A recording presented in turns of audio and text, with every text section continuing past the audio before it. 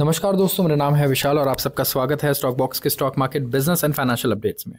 दुनिया भर में होने वाले जितने भी इवेंट्स हैं, अगर आपको वो फाइनेंशियली इम्पैक्ट कर रही हैं तो हम यहाँ पर उसे डिस्कस करने वाले हैं।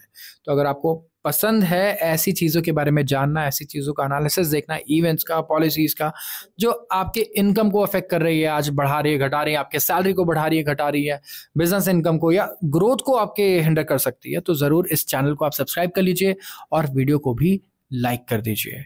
अब यहाँ पर मैं शुरुआत करने वाला हूँ सबसे पहले आर्टिकल से, और ये आर्टिकल आपके इन्वेस्टमेंट्स को काफ़ी इफेक्ट कर सकता है, क्योंकि बहुत सारे लोग अगर म्यूचुअल फंड में भी इन्वेस्ट करते होंगे, खुद भी इन्वेस्ट करते होंगे, तो मेटल एंड माइनिंग इस सेक्टर पे तो भाई इन्वेस्ट किया ही होगा।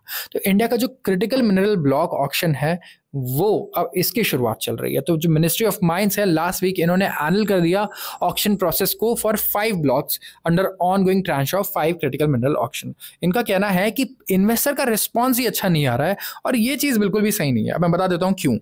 पिछले साल सेम, मेरे ख्याल से अभी पिछले साल की बात है या इस साल की शुरुआत की बात है, maybe I am not able to retain the information properly, but आप चेक कर सकते हो। ऐसा हुआ है कि जब क्रिटिकल मिनरल ऑक्शंस हुए तो प्राइवेट कंपनीज जो बड़ी बड़ी थी उन्होंने मना कर दिया पार्टिसिपेट करने से। उन्होंने कहा कि ये हमारे लिए अट्रैक्टिव नहीं है, क्योंकि आप क्लियर कट इन्फॉर्मेशन जो हमें चाहिए सारी वो नहीं मिल रही है, हमें प्रॉपर सर्विस जो चाहिए इन डेप्थ वो नहीं हम कर पा रहे हैं, तो हम कैसे इतना बड़ा रिस्क ले सकते हैं। अगर हम कर दें यहाँ पे let's say billions of dollars के इन्वेस्टमेंट, क्या पता यहाँ कुछ मिनरल्स निकले ही ना, या फिर वो एक्सट्रैक्शन करने का प्रोसेस वहाँ बहुत अलग हो, जितना हम एस्टिमेट कर रहे हो क्या पता वो ओवर एस्टिमेशन हो। तो ये सारे रीजंस की वजह से किसी भी बड़ी कंपनी ने, एक भी बड़ी कंपनी ने पार्टिसिपेट नहीं किया था। 5 से 6 छोटी कंपनी थी जिन्होंने क्रिटिकल मिनरल ऑक्शन में पार्टिसिपेट किया। सेम इस साल फिर वही चीज़ आई, गवर्नमेंट को ये चीज़ सीखनी चाहिए थी, बट फिर ये चीज़ नहीं हो पाई। अब क्या हुआ, जो मिनरल ऑक्शन रूल्स हैं 2015 का ये एक्ट था, अब यहाँ पे सेम शायद उन्होंने वही चीज़ दोबारा करने की कोशिश की। बड़ी कंपनीज ने फिर से मना कर दिया है, जिनके पास सबसे ज़्यादा कैपिटल है, टेक्निकल नो हाउ है, सबसे बड़े वो पार्टनरशिप्स करते हैं, उनका पार्टिसिपेशन नहीं आ रहा है। तो इसका मतलब कहीं ना कहीं आपको बड़े चेंजेस करने होंगे, और क्रिटिकल मिनरल सिस्टम भी बहुत इंपॉर्टेंट है हमारे लिए। चाइना की वजह से हमें कितनी दिक्कत हुई आप ये देखिए, क्योंकि चाइना ने अकेले कितना परेशान किया हमें रेयर अर्थ मैग्नेट्स के चक्कर में। तो ये ऐसी चीज़ें जहाँ पे गवर्नमेंट को सीरियसली बहुत ज़्यादा ध्यान देना होगा। ऑक्शन यहाँ पे कैंसिल किया गया क्योंकि कोई बिड ही नहीं आए 3 ब्लॉक्स के लिए, ठीक है, किसी ने बिड नहीं किया। ग्लूकोनाइट ब्लॉक के लिए जो गुजरात में है, एक छत्तीसगढ़ में है और एक कर्नाटका में, और जो 2 अदर ब्लॉक्स है जिनकी सेल हुई खोबना में और अगरगांव क्लस्टर में, महाराष्ट्र में और कर्नाटका में, ये भी एनल कर दिया गया, क्योंकि जो क्राइटेरिया था वो था कि मिनिमम 3 टेक्निकली क्वालिफाइड बिडर्स होने चाहिए, वो थे ही नहीं। तो इंटरेस्ट ही नहीं आ रहा है किसी का। जब से ऑक्शंस लॉन्च हुए हैं क्रिटिकल मिनरल्स के 2023 में, गवर्नमेंट ने 81 ब्लॉक्स ऑफर किए हैं 5 ट्रांचेस में। 56 ब्लॉक्स तो पहली बार ऑफर किए गए थे, और 25 ऑक्शन जो है उसको दोबारा 25 का ऑक्शन दोबारा किया गया क्योंकि बिडर्स आए नहीं, ठीक है। 81 में से 34 ऐसे माइंस थे जिनके लिए सफिशिएंट बिडर्स थे, ठीक है, एंड 33 ने देखा कि 3 से भी कम बिडर्स थे। तो 33 अगर बिडर्स माइंस ऐसे हैं जहाँ पे 3 से कम बिडर्स आ रहे हैं, तो इसका मतलब वो फिर उसे एनल कर दिया जाएगा, क्योंकि मिनिमम 3 बिडर्स होने चाहिए एक प्रॉपर ऑक्शन के लिए, ठीक है। तो गवर्नमेंट जो है 2 टाइप की ग्रांट यहाँ पे कंसेशंस देती है। एक तो माइनिंग लीज देती है, जिसमें विनिंग बिडर जो है वो डायरेक्टली अंडरटेक करेगा माइनिंग ऑपरेशंस, और एक कंपोजिट लाइसेंस होता है जो कंबाइन करता है प्रोस्पेक्टिंग और माइनिंग राइट्स को, और लाइसेंस को इनेबल करता है कि पहले एक्सप्लोर करे एरिया को और फिर ट्रांजिशन करे टू माइनिंग।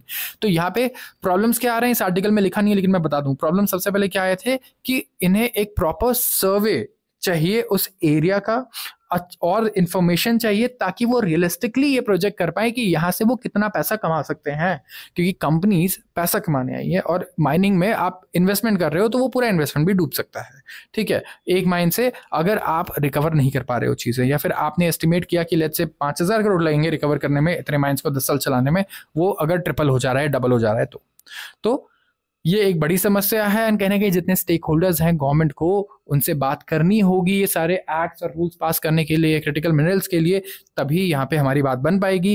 एंड अगले 10 सालों में इनका मिनरल्स का नाम ही क्रिटिकल मिनरल्स इसलिए है क्योंकि ये बहुत ज़रूरी है हमारे लिए, हमारी एनर्जी सिक्योरिटी के लिए बहुत ज़रूरी है, हमारे नेशनल सिक्योरिटी के लिए बहुत ज़्यादा ज़रूरी हैं। तो इन्वेस्टमेंट्स तो हम करना चाहते हैं, हम बोलते हैं रिटेल शेयर होल्डर्स को कि अच्छा बड़ा अच्छा सेक्टर है ये क्रिटिकल मिनरल का, इसमें पैसे लगाओ, आप बहुत अच्छा रिटर्न ले सकते हो, बड़े आराम से आप बीट कर सकते हो जितने बेंचमार्क रिटर्न्स हैं ऐसे सेक्टर्स में, अगर अच्छी कंपनीज में आपने पैसा लगाया है तो। लेकिन गवर्नमेंट पॉलिसीज़ को देखना होगा कि ये कंपनीज हैं तो पार्टिसिपेट तो कर पाए, लेकिन राइट तो ये एक लेट्स से ये बड़ा हर्डल कैसे क्रॉस करती है गवर्नमेंट, हमें ये देखना होगा। रुपए की बात करते हैं अब। रुपया नए लो पर आ चुका है, ठीक है, 88.33 हो चुका है वर्सेस डॉलर।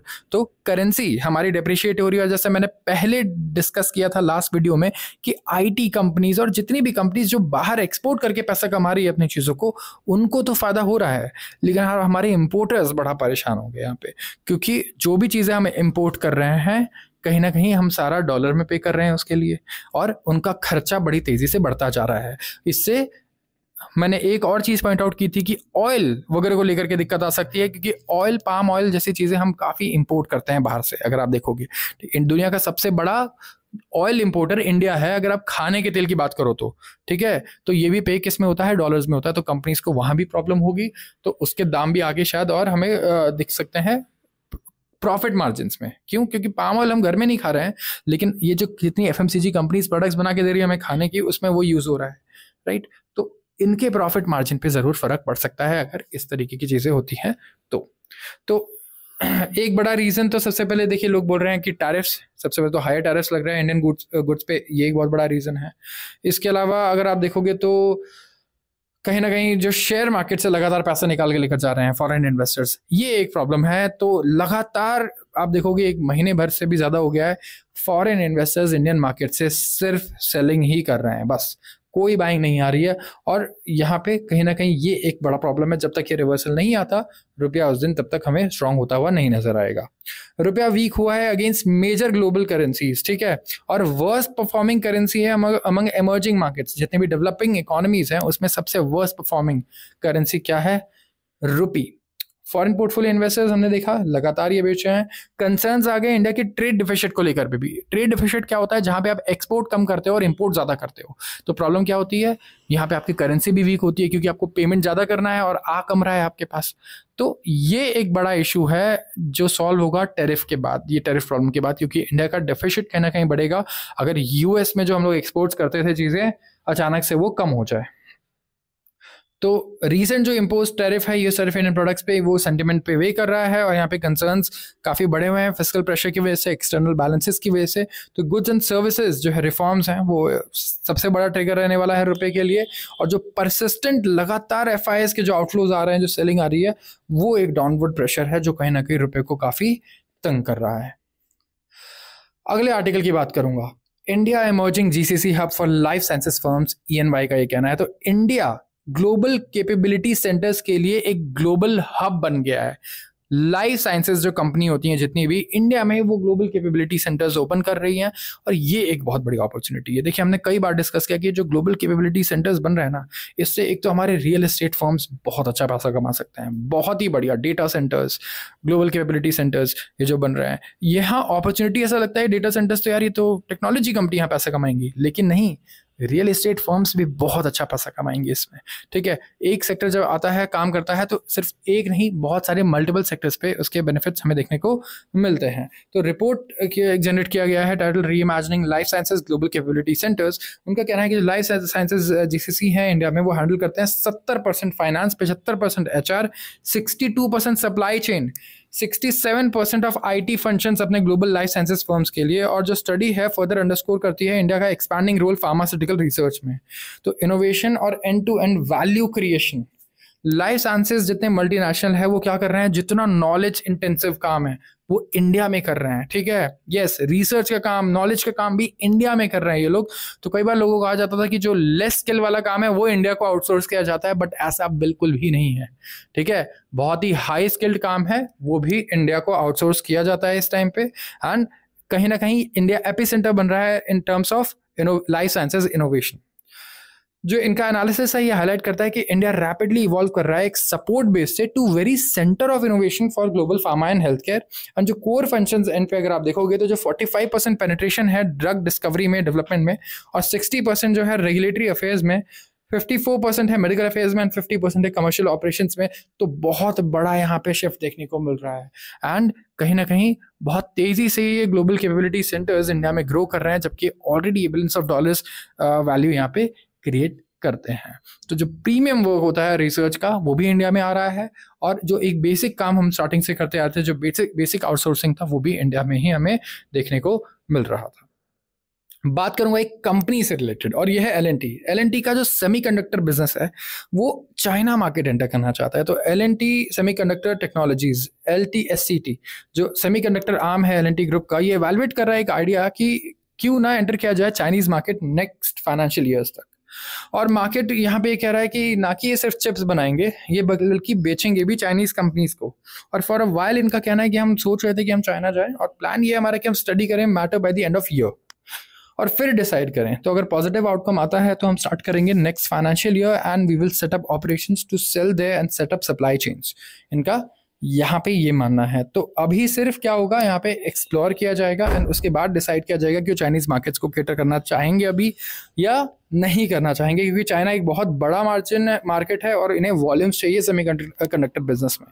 तो क्योंकि ये जो बेचते हैं it is less than $1 a piece, तो बहुत बड़े वॉल्यूम पे अगर ये काम करेंगे तभी ये पैसा कमा पाएंगे, नहीं तो ये पैसा नहीं कमा पाएंगे।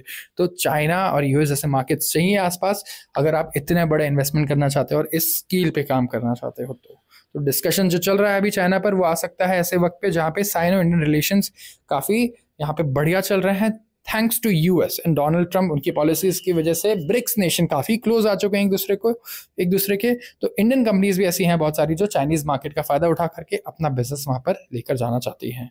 तो आज के लिए बस इतना ही। अगर वीडियो अच्छी लगे तो ज़रूर इसे लाइक करें और चैनल को सब्सक्राइब करना बिल्कुल ना भूलें। आप सबका बहुत बहुत धन्यवाद।